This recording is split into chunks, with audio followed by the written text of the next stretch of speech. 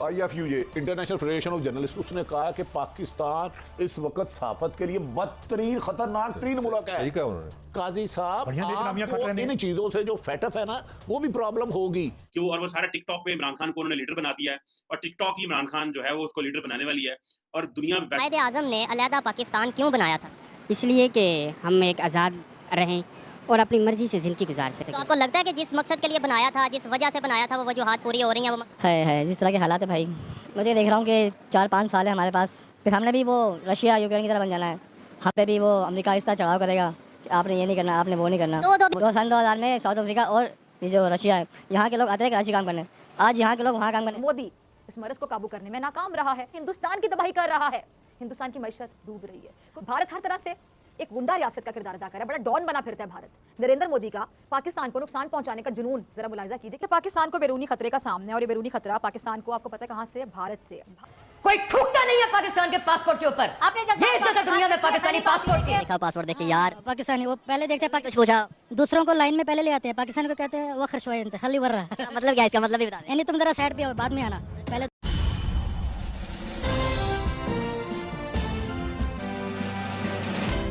नमस्कार दोस्तों, आपका बहुत बहुत स्वागत है अपने न्यू अपडेट्स चैनल में। दोस्तों, पासपोर्ट इंडेक्स की रिसेंट रिपोर्ट में most dangerous country for tourism में पाकिस्तान ने नीचे से चौथा नंबर हासिल किया है।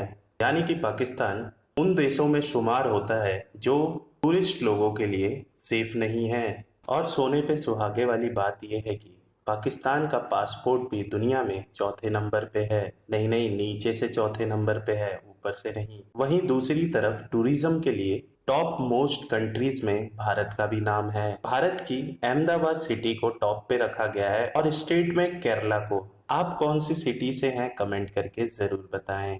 अब ये खबर आते ही पाकिस्तानी अपने ही मुल्क को कोसने लगे, कहने लगे कि दुनिया में पाकिस्तानियों की कोई इज्जत नहीं है और दुनिया हमें अलग नजरिए से देखती है और हम कीनिया, लीबिया, अफ्रीकन मुल्क से भी कंपटीशन करने लायक नहीं है।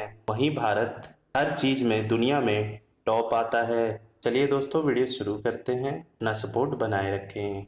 ये देख रही थी कि टाइम मैगजीन जो है वो ये बता रहा था कि वैसे तो टाइम मैगजीन में अक्सर औकात इस तरह की कुछ सर्वे आते रहते हैं कि कौन से बेस्ट कंट्रीज़ हैं, कौन से बेस्ट सिटीज़ हैं। तो अभी जो इस वक्त जो एक सर्वे उन्होंने किया, उन्होंने तकरीबन मेरा ख्याल 50 के करीब सिटीज़ दी हैं, जिसको कहा जा रहा है greatest, the world's greatest places 2022, कि जहाँ पर आप टूरिज़्म के लिए जा सकते हैं। उन्होंने नहीं लिखा, लेकिन असल में ये जो कुछ होता है, कहा जाता है, वो इसीलिए कहा जाता है कि उसमें आप टूरिज़्म के लिए अगर जाना चाहते हैं तो ये प्लेसेस आप सिलेक्ट कर सकते हैं। अच्छा, the world's greatest places of 2022 में हमारे नेबर यानी कि हमसाए भारत, इंडिया के 2 सिटीज़ शामिल हैं। एक है अहमदाबाद और दूसरा है केरला। और अगर आप देखें कि बहुत, मैं इंटरनेशनल प्रेस देख रहा था, तो अगर वो कहा जाता है, वो कहते हैं द बिग डिफॉल्ट, पाकिस्तान जो है हम तकरीबन उन 12 मुल्कों के जो है में शामिल है जो डेंजर जोन में है। अब बंदा क्या बात करे, बात यहाँ पे जो है वो हमें तो लगता है कि नारे तो हम लोग ऐसे इंटरनली मार रहे होते हैं कि पता नहीं हमने क्या कर देना है, लेकिन एक्सटर्नली आप देखें तो दुनिया, आपको इंटरनेशनल प्रेस क्या देख रही, बातें कर रही है हमारे बारे में, और हम दुनिया के बारे में क्या बातें कर रहे हैं। मैं एक और जगह देख रहा था, उन्होंने कहा जी Pakistan coming collapse should worry the world. अब ये जो चीजें हैं, सारी बातें बड़ी परेशान कुन हैं। और बल्कि मैं एक और भी देख रहा था कि जो फॉर्मर गवर्नर हैं पाकिस्तान के स्टेट बैंक के, उन्होंने एक आर्टिकल लिखा, बाकिर रजा साहब ने, कि जी नॉन पार्टिजन प्लान चाहिए हमें, बेसिकली एक पाकिस्तान के लिए प्लान चाहिए जिसमें जिसे पाकिस्तान के स्ट्रक्चरल इश्यूज को रिजॉल्व करे, नहीं तो मुल्क जो है वो खत्म, जो फाइनेंशियली तबाह हो जाएगी हर चीज, यहाँ पर कुछ नहीं रहेगा। और जो पेट्रोल अभी इन्होंने 15-18 रुपए कम किया है, ये तो 500 पे चला जाएगा अगर यही मामलात रहे।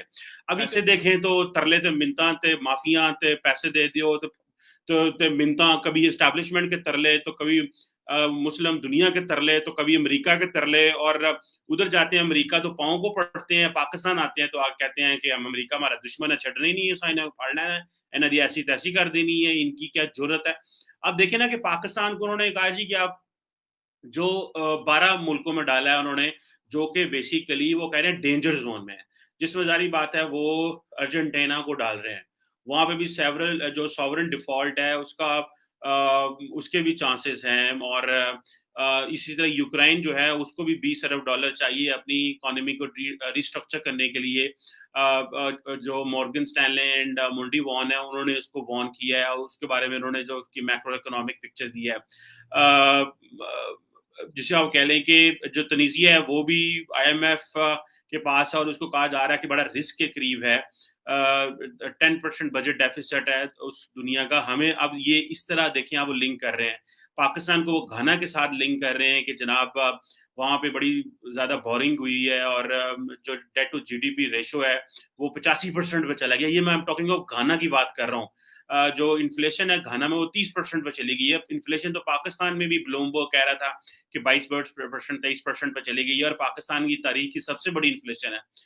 और इजिप्ट की बात हो रही है। इजिप्ट को देखें, सऊदीज भी फंड कर रहे हैं, अमेरिकन भी कर रहे हैं, सब कर रहे हैं। कोई भी मुल्क दुनिया में काम नहीं कर सकता जब तक वहां पे इंटरनल पैसा ना आए। बाहर से तो कोई भी नहीं खिला सकता किसी 25 करोड़ अवाम को, 23 करोड़ अवाम को, 24 करोड़ अवाम को $1 अरब क्या कहता है। खैर एनी हो, अब इजिप्ट जो है उसका आप देखें 95% डेट टू GDP रेशो है और इंटरनेशनल कैश जो है वहां से निकल चुका हुआ है। तकरीबन जिससे आप कह लें कि $11 अरब का कैश वहां से निकला है और बड़े सारे वहां पे मसले हैं। इसी तरह जो है वो अगर आप कीनिया पे चले जाएं, कीनिया जो है तकरीबन अपना 30% जो रेवेन्यू है वो इंटरेस्ट पेमेंट पे लगा देता। तो हम भी तो अपना जो अगर 9.5 ट्रिलियन का हमारा बजट है तो हम भी तो 400 जिसे आप कह लें कि तकरीबन 4000 अरब जो है वो हम डेट सर्विसिंग में लगाते हैं। तो हम भी तो 40% के करीब कीनिया की तरह ही हैं हम भी। और हमारे तो हालत जो है वो यहाँ पे पहुंचा दिया। इथियोपिया जो है वो भी इसी तरह ही, उनके भी मसले हैं कि उनको आगे किस तरह जाना है। वहां पे भी सिविल वॉर के मसले हैं। फिर एल सल्वाडोर है, वहां पे भी। अब इसमें शामिल होने की मुख्तलिफ रीज़न्स हैं, जैसे कि उसमें दिखाया गया है कि वहाँ पे अहमदाबाद में जो है वो योगा के लिए बहुत बड़े बड़े ह्यूज प्लेसेस बनाई गई हैं।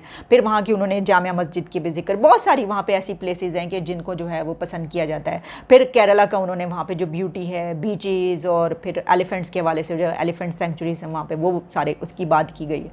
तो लेकिन पाकिस्तान का मैं देख रही थी कि क्या पाकिस्तान का इस मरतबा कोई नाम आया, क्योंकि कुछ अर्सा पहले ये जो इस तरह की एक लिस्ट थी उसमें कराची का नाम आया था। कराची जो है one of the best cities, कुछ इस तरह का था सर्वे वो। लेकिन इस बार पाकिस्तान के किसी शहर का नाम नहीं दिया गया। हालांकि मौसम ऐसा है, अगर वो चाहते तो पाकिस्तान के जो नॉर्दर्न एरियाज़ हैं, गिलगित बल्तिस्तान और इसके अलावा कालाम, कैलाश वैली और फिर ये कि केटू और माउंट एवरेस्ट, इतनी बड़ी बड़ी मतलब ये कि चोटियां सर करने के लिए मौजूद हैं। वैसे तो वहाँ पर जो है वो, लेकिन हो सकता है कि उन्होंने वो जो दहशतगर्दी के हालात हैं और ये सब सोच के बहरहाल हर एक की मे बी कि नेक्स्ट टाइम वो दे दें, अगले सर्वे में शामिल कर दें, लेकिन इसमें कोई पाकिस्तान का शामिल नहीं। चलो दोस्तों, वीडियो में इतना ही। अगर वीडियो पसंद आए तो वीडियो पर लाइक और कमेंट ज़रूर कर दें। साथ ही साथ इस चैनल पे नए हैं तो चैनल को सब्सक्राइब कर लें और नोटिफिकेशन बेल भी दबा दें, जिससे हमारी नई नई वीडियो आपको मिलती रहेंगी। जय हिंद, जय भारत।